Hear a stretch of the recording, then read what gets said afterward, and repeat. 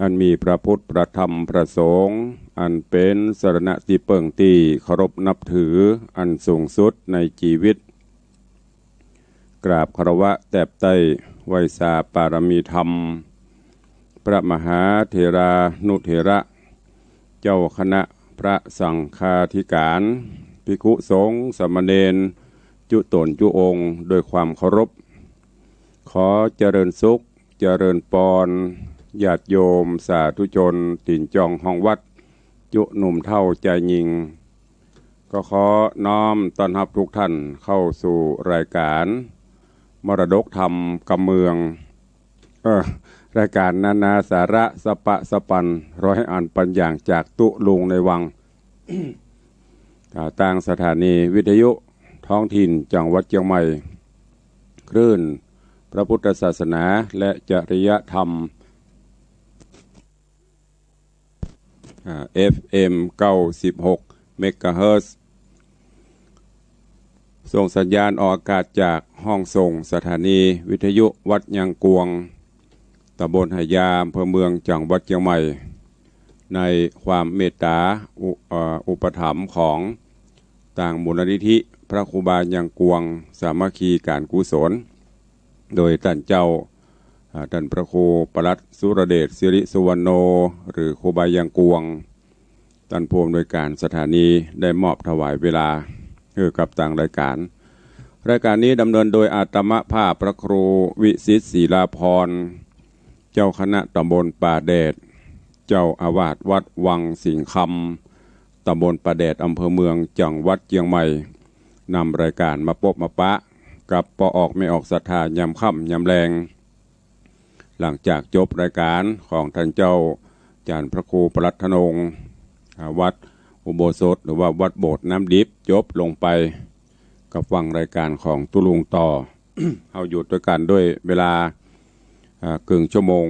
5 โมงครึ่ง5 โมงถึง5 โมงครึ่งหรือประมาณ5 โมง 40เพราะก็เดี๋ยวก็จะต้องฟังการร่วมกันทำวัดสวดมนต์กับพระเดชพระคุณหลวงพ่อบนวัดพระธาตุต่อไป ก็ปะกันในวันนี้ก็เป็นวันสำคัญแถมวันหนึ่งในทางพระพุทธศาสนาก็คือวันเข้าพรรษาแต่ว่านี้เป็นวันอาสาฬหบูชาซึ่งก็เป็นวันสำคัญในทางพระพุทธศาสนาเฮาแล้วก็เป็นวันสำคัญของพระสงฆ์ที่จะต้องประพฤติบัติปฏิบัติกิจต่างๆตามพระบรมพุทธานุญาตที่องค์พระภูมิพระภาคเจ้าได้ทรงบัญญัติไว้ในรายการวันนี้ตะกี้ท่านเจ้าจันทร์พระครูปลัดธนงก็ได้ไปก็จะได้ย้ำเตือนคือญาติโยมแห่งกรรมเนาะเกี่ยวกับ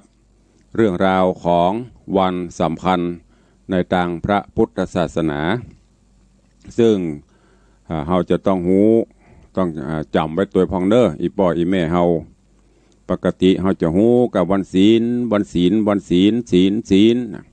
แต่บอกว่าแต่ละศีลมันมีวันสำคัญอย่างพ่องอย่างในทางพระพุทธศาสนาของเฮานี้ก็มีวันอาสาฬหบูชาวันมาฆบูชาวันวิสาขบูชาวันอัฏฐมีบูชาอันนี้เป็นหลักสำคัญที่สุดนอกอันนั้นเป็นเดือน12เปงกาเดือน2เปงกาอันนั้นมันเป็นเรื่องของประเพณีวัฒนธรรมที่เปิ่นปฏิบัติมาแต่หลักหัวใจสำคัญในทางพระพุทธศาสนาของเฮาก็เนี่ยวันสำคัญเนี่ยวันอาสาฬหบูชามีความสัมพันธ์จะได้วันเข้าพรรษาสัมพันธ์จะได้วันมาฆะวันวิสาขะวันอัฏฐมีนะเขาก็ต้องจำต้องปอหูพ่องนะเพื่อลูกเพื่อหลานได้หูได้สืบได้เสาะได้ถามเขาก็จะได้หูเจ้มันพูดวันศีลเนอะเกิดละอ่อนทำเลาะย้อนเจ้ก็โอ้ยวันอาสาฬหบูชาเจ้กะโอ้ยเนาะมึงไปเหลือกูนะมอยไปเดือดเฮละอ่อนต้องจำต้องหูตัวเนอะ ก็ได้ไปตะวาก็ในเกี่ยวกับ วันอาสาฬหบูชาที่เฮาเจ้าข้ามาทำบุญตักบาตรประพฤติวัดปฏิบัติธรรมถ้าเป็นสถานการณ์ปกติก็เริ่มมาฟังเทศน์ฟังธรรมกันที่วัดทำบุญใส่บาตรต้านขันเข้าขันน้ำแต่ละวัดแต่ละวันเนี่ยโอ้เต็มวิหารโล้นลงไปแผ่ศาลาปุ่นแต่ช่วงนี้เป็นช่วงที่โรคระบาดยิ่งระบาดเพิ่มความรุนแรงต่างคณะสงฆ์ต่างราชการ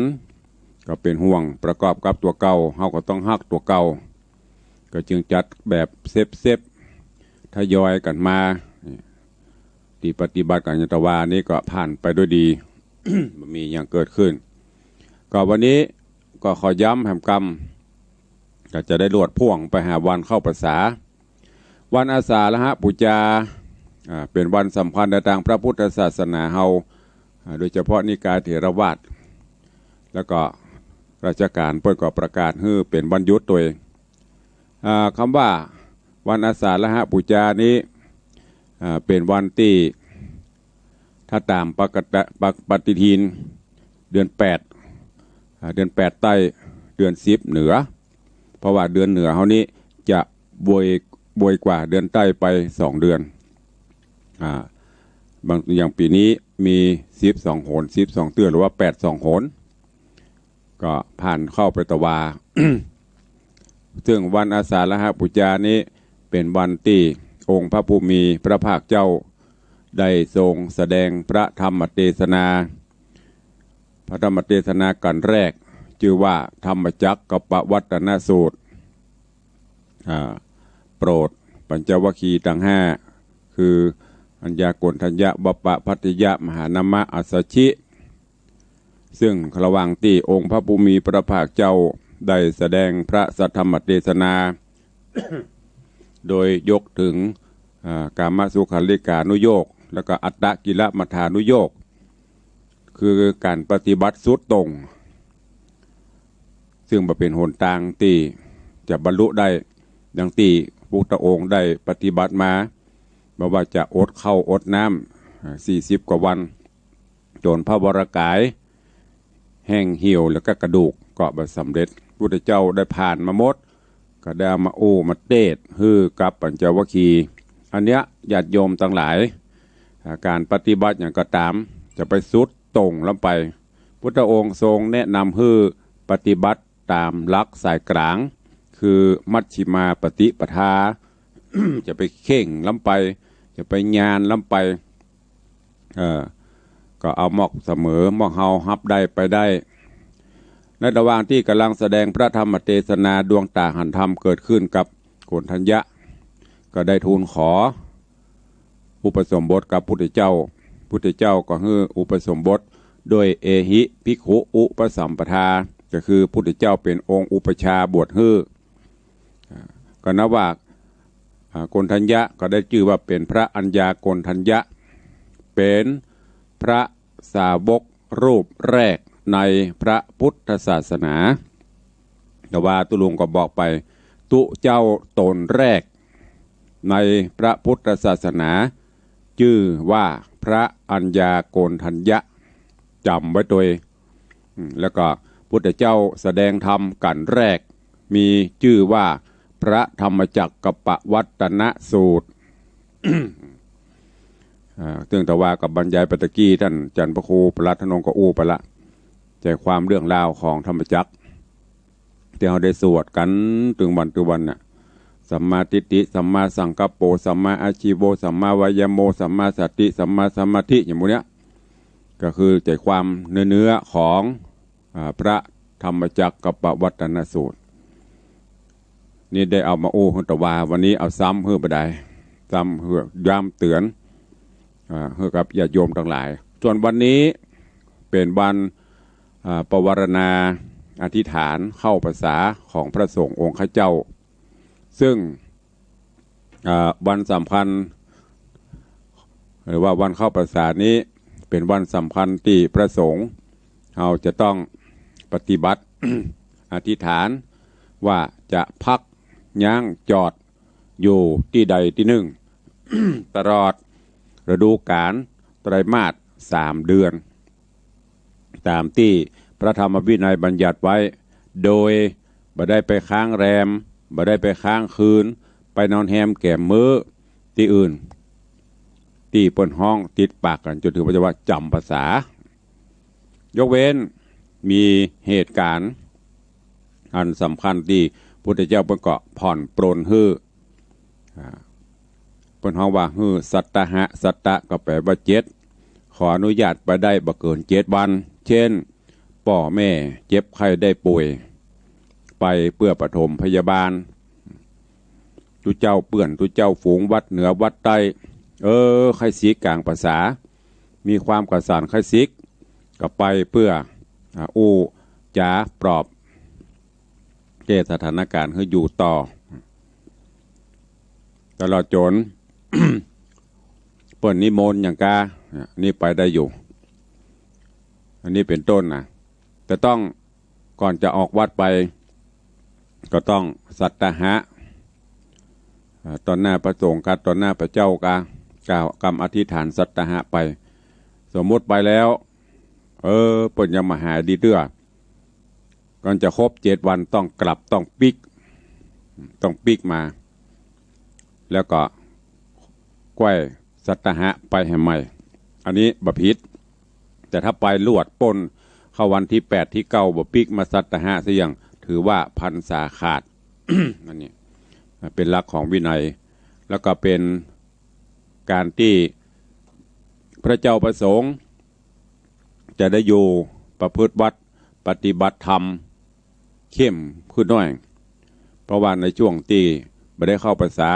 ก็จะต้องจาริกไปตามที่ต่างๆเพื่อที่จะไปโพดไปผายนำธรรมะไปสู่ศรัทธาประชาชนสู่ญาติโยม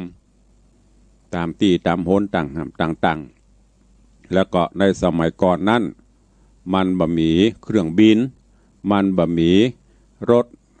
ที่จะอำนวยความสะดวกเหมือนบัดเดียวในช่วงที่ฤดูฝนพี่น้องชาวบ้านก็จะต้องเนี่ยให้ใส่นาปลูกผักปลูกข้าวปลูกหยังกันไปเมื่อพระเจ้าประสงค์เฮาจาริกหรือว่าเตียวไปสอนธรรมอบรมธรรมตามสถานที่ต่างๆก็จะต้องเป็นลัดปะเข้าปะนาอย่างเนี้ยเดือดร้อนเสียหายเปิ้นก็ไปทูลพุทธเจ้าจึงฮื้ออยู่ปฏิบัติธรรมแล้วก็เป็นโอกาสดีที่จะได้ทบทวนตำรับตำราอย่างต่างๆเพราะมันไม่ได้ไปนอนแฮมแก่มือที่ไหนจะมีโอกาสได้ทบทวนท่องสูตรมนต์กาหยังกาหมู่นี้เอามาศึกษาและแห่งอันหนึ่งก็คือเป็นโอกาสที่จะฮื้อศรัทธานาบุญได้ทำบุญสูญตานกันอย่างเต็มที่เพราะว่าถ้าเป็นในระหว่างนอกภาษานี่ไปหาตุเจ้าเพิ่นไปนอนปุ่นเหียไปกิจนิมนต์ที่ไกลเหีย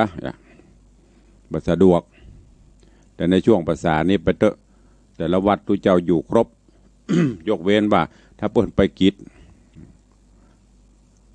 อันเนี้ยเป็นเรื่องราวของการเข้าภาษา3 เดือนศรัทธานาบุญเขาก็จะได้มีโอกาสประพฤติวัดปฏิบัติธรรมตัวเองบางท่านก็ปวารณาหรืออธิษฐานนับตั้งแต่เข้าพรรษานี้จะถือศีลกินเจเข้มอย่างบางคนก็อาจจะปวารณากินมังสวิรัติกินเจตลอด3 เดือนอีกก็มีบางคนก็จะย่างเหล้าย่างบุหรี่จะย่างอย่างต่างๆที่มันเป็นอบายมุขเพื่อให้เป็นประโยชน์แล้วก็เป็นบุญเป็นกุศลย่างการพนันต่างๆจนไก่ไฮโลเข้าบ่อนเข้าอย่าเลิกย่างแต่ว่าค่อยขอเมตตาสาธุชนอุบาสกอุบาสิกาทั้งหลายเมื่อปวารณาหรือว่าเมื่ออธิษฐาน 3 เดือนแล้วก็ขอเมตตาเมตตาต่อไปตลอดกาลบางคน3 เดือนย่างเล่าได้ผิวพรรณวรรณะเหืองสติปัญญาสัมปชัญญะดีขึ้นมาเป็นคู่เป็นโคนนี่เถอะออกภาษาเมาเหมือนเก่าโจดเหมือนเก่าก็ย่างได้3 เดือนก็บหันแผ่ลงแดงตายลง ก็ยวดย่างไปเหียก็จบอันนี้ย่างเอาเป็นประเพณี3 เดือนปีหนึ่งมี12 เดือนย่างเหีย3โจทย์เหีย8 เดือน9 เดือนเนี่ยถ้าไปขายครัวนี่ปุ๊ดตื่นปุ๊ดตื่นย่อยยับถ้าอ่านก็ปีนเอาดีกว่ากลางภาษาตั้งแต่วันเข้าภาษาถึงออกภาษาโจทย์จนหัวละน้ำออกภาษาละย่างยังจะได้กำไรกว่าอันนี้เป็นเรื่องราวของวันเข้าพรรษาเนอะองค์ประกอบตะกี้เตรียมอูนี้ตั้งหลังนี่มันเป็นองค์ประกอบศรัทธานาบูญเฮาลวดอธิษฐานโดยพระเจ้าพระสงฆ์เปิ้นแต่หลักๆแล้วก็คือวินัยเปิ้นทรงบัญญัติไว้เริ่มตั้งแต่แรม1 ค่ำเดือน8ใต้เดือน10เหนือเนี่ยอย่างวันเนี้ยบางวัดเปิ้นก็อธิษฐานกันแต่เจ้าแต่ของตุลุงนี่ก็เดียว6 โมงลงทำวัดเย็นไหว้พระสวดมนต์โยงขัน5โกฏากแล้วก็อธิษฐานลวดสุมากระวะในวัดอันนี้เป็นฮีตเป็นประเพณีที่ได้ปฏิบัติแล้วก็ยึดตามหลักของพระธรรมวินัยขององค์สมเด็จพระสัมมาสัมพุทธเจ้าดังนั้นวันนี้ก็จึงนำมาเล่าสู่ปออกแม่ออกศรัทธาเนอะว่าวันสำคัญในต่างพระพุทธศาสนาเฮาเป็นวันอย่างพ่องสำคัญจะได้พ่องเฮาจะได้หูแล้วก็จะได้นำไปอู้ไปจ๋าฮือลูกฮือหลานที่เขาสอบถามที่เขาอยากจะหูเฮาจะได้หูตัวอย่างบางพ่องนี้ตุลุงเปิ้นอย่างบ่แปลงเฮือนเปิ้นบ้าบดีแปลงหอแปลงเฮือนกลางภาษากาที่ว่ามันบดีก็เพราะจะฝนตกก็เดี๋ยวก็3 วัน 4 วันตกตลอดมันลำบากน้ำย้อยหน้าย้อยตาแปลงตูบแปลงปังก็บ่ค่อยสะดวกแต่ปัจจุบันนี้มันเปลี่ยนไปความสะดวกสบายมันนักรถเครนก็มีรถโม่ปูนก็กันปดโตตะบ้านตะเมืองล่มสลาเปิ้นก็เนี่ยลุบเดือนกา2 เดือนก็เสร็จถามว่าแปลงได้ก็มันก็ได้แต่ว่าจารีตฮีดหอยประเพณี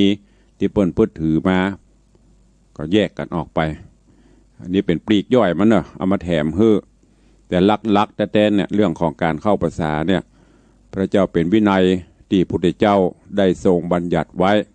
คือพระสงฆ์สาวกทุกรูปได้ยึดถือปฏิบัติแล้วก็ลงอุโบสถตลอด15 วันจะลงวังปฏิโมกข์อธิษฐานปวารณาต่างๆนี่เป็นเรื่องของกิจสงฆ์ ส่วนศรัทธานาบุญก็จะได้สะดวกสบายในการทำบุญสูญตานในช่วงการเข้าพรรษาดังนั้นในตอนค่ำตอนแรงวันนี้ตุลุงก็จึงได้เอาสาระเรื่องราวเกี่ยวกับวันอาสาฬหปูชาแล้วก็วันเข้าพรรษาก็จะไปลืมตุเจ้าเป็นอยู่เข้าพรรษาเฮาก็เข้าพรรษาด้วยการประพฤติวัดปฏิบัติธรรมเนอะทุกวันพระวันศีลก็สมทานศีล5ศีล8เข้มงวดขึ้นเห็นน้อยส่วนวันธรรมดาก็ปฏิบัติกิจปฏิบัติอย่างไปเมื่อก่อนนั้นก่อนเข้าพรรษาลูกหลานไทยพ่อจ่าพ่อจายเฮาจะบวชขอบวช3 เดือนละอ่อนพ่อจายลูกหลานพ่อจายที่อายุ20 ปี21 ปีขึ้นไปก็จะเข้าสู่ร่มกาสาวพัสบวชทดแทนบุญกูลพ่อแม่แต่ปัจจุบันนี้ก็เริ่มจะจางจะหายไปโดยภาระหน้าที่หลายสิ่งหลายอย่างปีนี้วัดวังสิงคำมีสักตนพระนวกะปนนวกะคือตัวเจ้าบวชใหม่ก็ในตำบลนี้ดูเหมือนจะบ่มีหรือมีกับบาลายบักกิรูปเมื่อก่อนนี้ทุกวัดยิ่งพระอารามหลวงวัดใหญ่วัดหลวงก็จะหลายเพื่อจะมาบวชมากันแล้วประเดี๋ยวนี้ก็ซ้ำไปเป็นอันเนี้ยพี่โควิดมาแหมซ้ำไปกันใหญ่หมดจะได้ก็ตามเนอะก็ขอเชิญชวนพุทธศาสนิกชนเฮาเจ้าข้าทั้งหลายอยู่บ้านอยู่จองก็ประพฤติวัดปฏิบัติธรรมได้ ยิ่งประเดี๋ยวมันมีสื่อทางวิทยุทางต่างเฟซบุ๊กต่างไลน์ต่างออนไลน์หมู่นี้เราสามารถฟังเราสามารถปฏิบัติโดยเปิ่นได้คะแนนว่าอยู่ที่จิตใจเราสำคัญที่สุดเนอะฉะนั้นวันนี้ตู้ลุงก็เอามาฝากมาอู้มาจ๋าฮือกับอีพ่ออีแม่ก็เดียวไผ่ตอบได้ว่าตุเจ้าตนแรกในพระพุทธศาสนาคือไผ่พระธรรมเทศนาการแรกที่พุทธเจ้าแสดงชื่อว่าการอะไรอย่างชื่อว่าธรรมอะไรอย่างก็เดียวถ้าตุลุงเปิดหน้าไมค์ไผ่ตอบได้ตอบเข้ามา แต่รางวัลก็คือแกงโฮ ก็แจ้งข่าวให้ญาติโยมทั้งหลายเนอะที่วัดพระธาตุเจ้าดอยสุเทพอันเป็นปูชนียสถานอันสูงสุดที่กราบไหว้สักการะบูชาของปวงชนชาวไทยเฮาซึ่งเพิ่นได้มีพิธีสมโภชองค์พระธาตุเจ้าเจดีย์ซึ่งต่างมูลนิธิพระบรมธาตุดอยสุเทพร่วมกับต่างสมณศรัทธามูลศรัทธาเฮา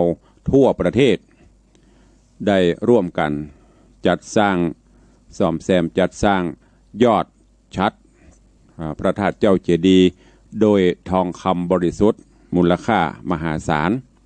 หลายกิโลแต่ตุลุงบ่ฮู้ข้อมูลละแต่ฮู้ว่ามีหลายกิโลซึ่งเปิ่นได้ยกยอดชัดขึ้นประดิษฐานเมื่อตะวาแล้วก็มีวิธีสมโภช7 วัน 7 คืนดังนั้นก็ญาติโยมที่จะไปร่วมก็ไปกันไม่ต้องไปหลายก็คณะไผ่คณะมันไม่ต้องไปรวมเหมารถเหมาล่างกันอย่างกุเตื่อมได้ไปใครไปก็ไปแล้วก็เว้นระยะห่างปฏิบัติตามที่ทางราชการเปิ้นกำหนดเพราะว่าเปิ้นทำภายในถ้าเป็นมันไปใจอันช่วงโควิดโอ้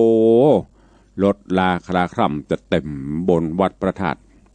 แต่ตอนนี้ในช่วงนี้มันเป็นช่วงโรคระบาดแต่เปิ้นก็ทำพิธีเพื่อที่จะได้ให้มันเสร็จแล้วก็จะได้รื้อนั่งร้านออกเพื่อเพื่อมันบดบังจะได้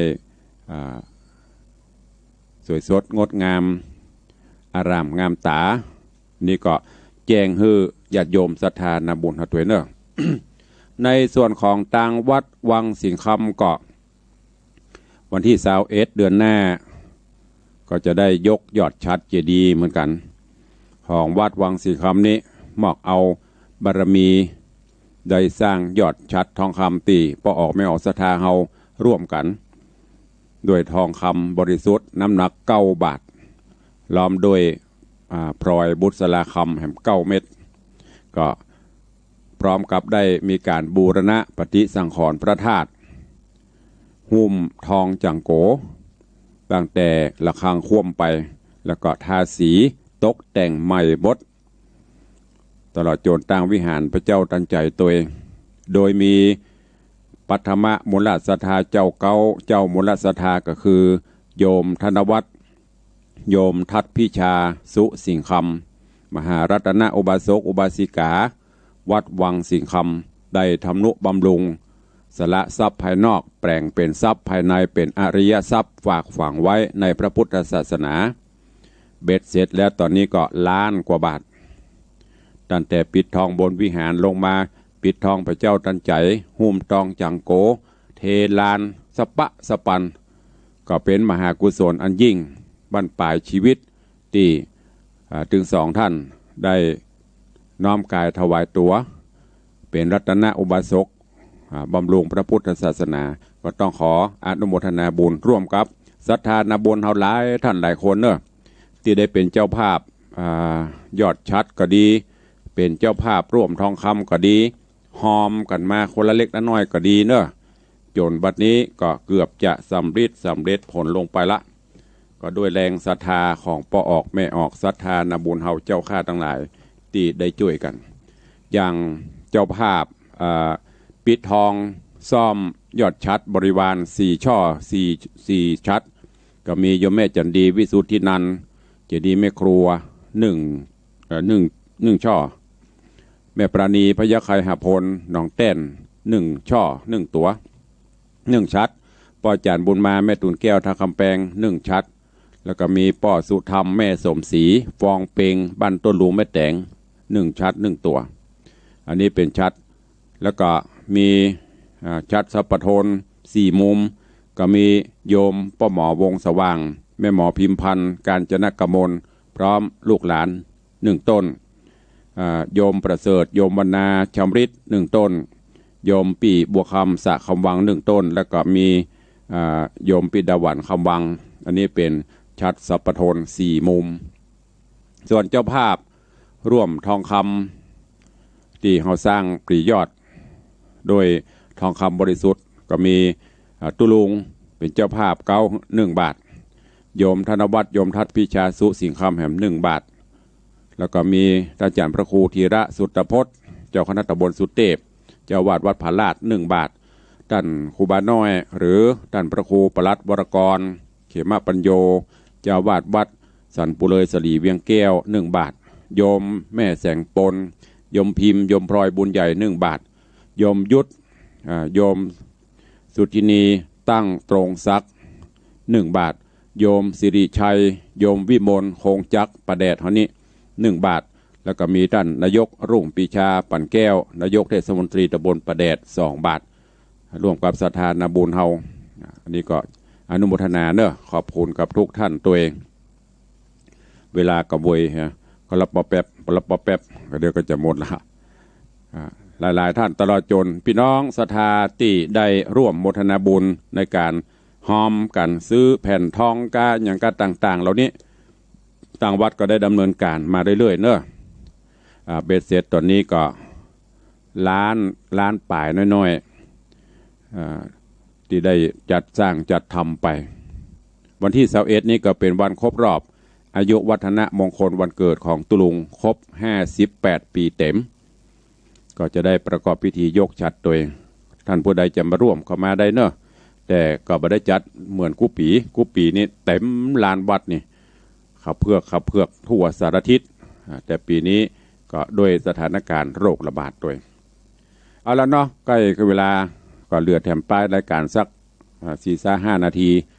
ก็อาจจะได้ได้จ๋ากับศรัทธานาบุญเขาเนอะท่านผู้ใดจะร่วมโมทนาบุญหรือจะจะจ่าก็เข้ามาได้เนอะขอบคุณโยมป้อยันยงโยมแม่วิไลเศรษฐเสถียร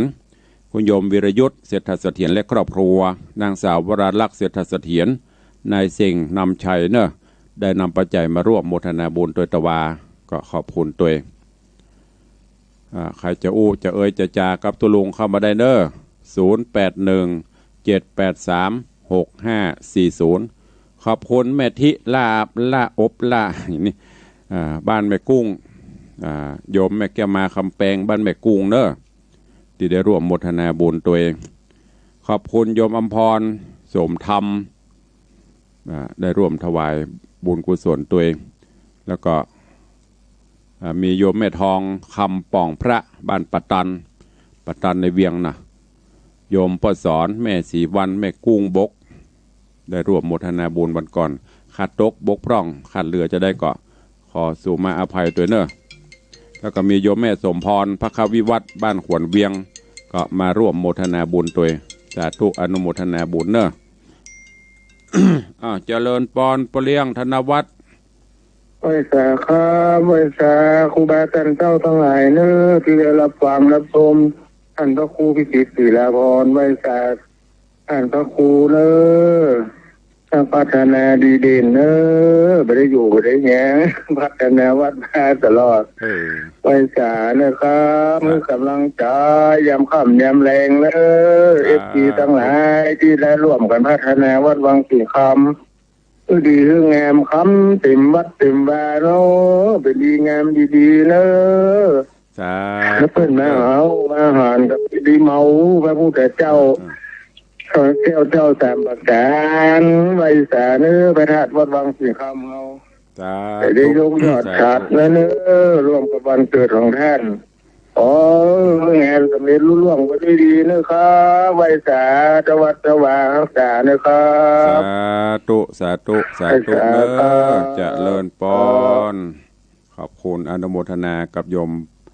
ธนวัฒน์เจริญพรสายต่อไปครับผมขอบคุณครับเจริญพรครองกายขอบคุณชัดเจนดีสายต่อไป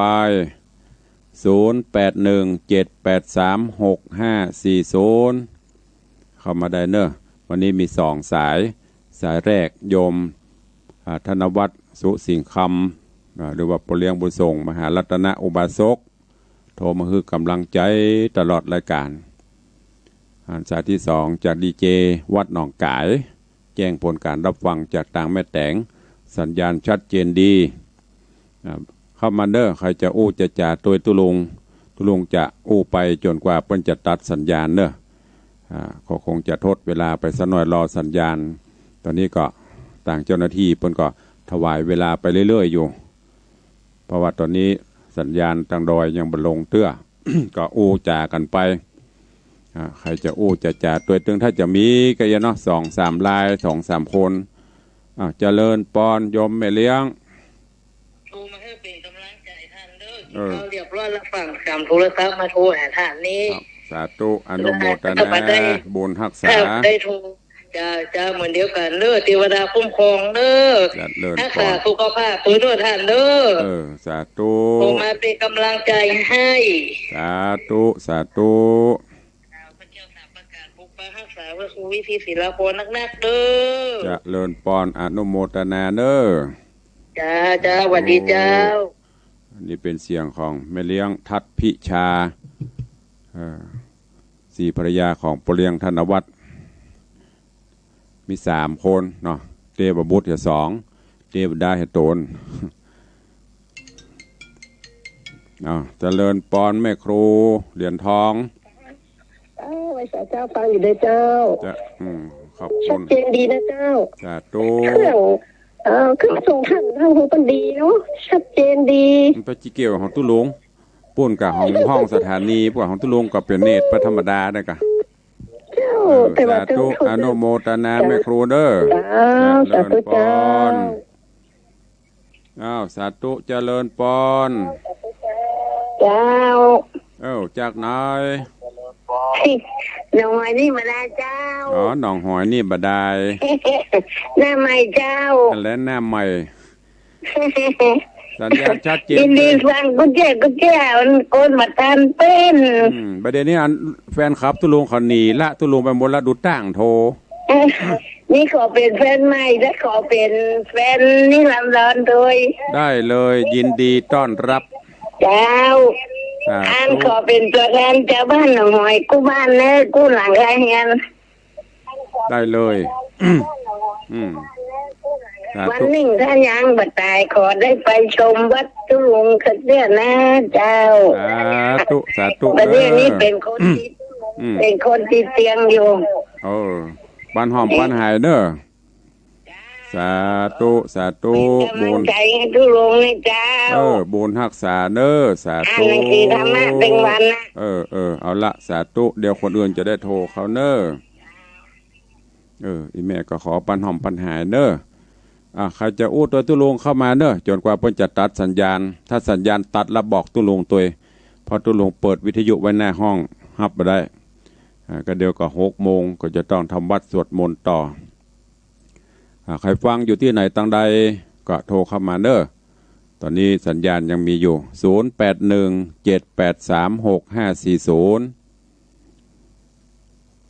0817836540วันพุธมาตอนตุลุงก็จะขึ้นไปเจริญพระพุทธมนต์บนวัดพระธาตุดอยสุเทพในเมตตาบารมีเปรียบคุณหลวงพ่อมันบอกว่าบ่ายโมงเริ่มพิธีก็คงต้องศพบ้านนี้ก็มีก็คงไม่ได้ไปประจาเสร็จพิธีที่บ้านก็ต้องไปบนดอยต่อก็อนุโมทนาบุญตัวคงจะเหมาะเอียดเนาะมีภัยละดักปิ้งบินบอยกัดแกงโหกัดหอนึ่งกัดมดกับได้กับบุมี4-5 สายก็รวดขอถือโอกาสนำรายการล่ำลาสถานบุญก่อนเนาะไป ปะกันใหม่วันต่อไปวันนี้ขอความสุขสวัสดีจงบังเกิดมีกับทุกท่านเด้อโชคดีมีใจนอนหลับฝันดีเหมือนกันทุกคนเด้ออายุวันโนสุขังพลัง